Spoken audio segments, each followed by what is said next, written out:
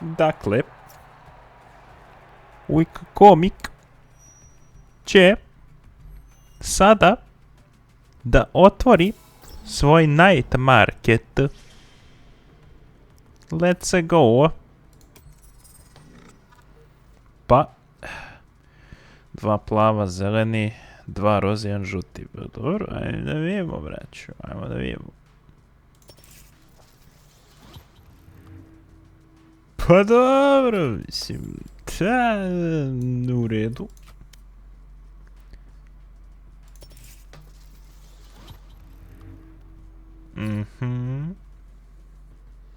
You guys see this? Fucking... Ne znam šta je ovo. 2 fantoma. Znači sad dobio sam 2 fantoma za ove ovdje skinove i ostatak će da bude neki crush, ajmo zeleni skin. Pa dobro, aristokrat bulldog. Šteta što taj skin je malo bolji. Okej, prvi rozi.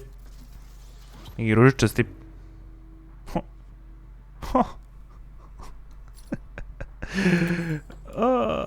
Duša, možda je jedan od boljih. Jedan od boljih možda da... Ovaj Stinger skinova, dobro. Ovo će biti neki melee, znači, tako da to mogu odmah da otpišem.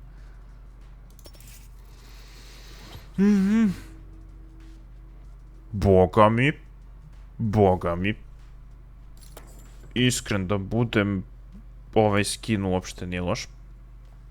Pretty good.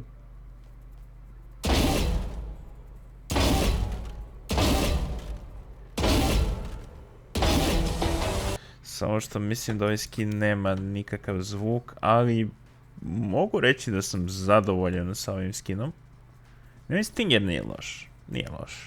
Doduše, ova cena mi je nekako, Stinger na primjer na popustu 42%, a ovo je na popustu 19%, mislim baš... Ništa, hoće biti melee, da vidimo koji melee smo dobili.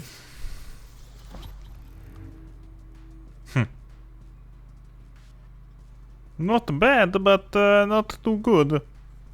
Prime Karambit. Well, that's it, guys. Thanks for coming to my TED Talk.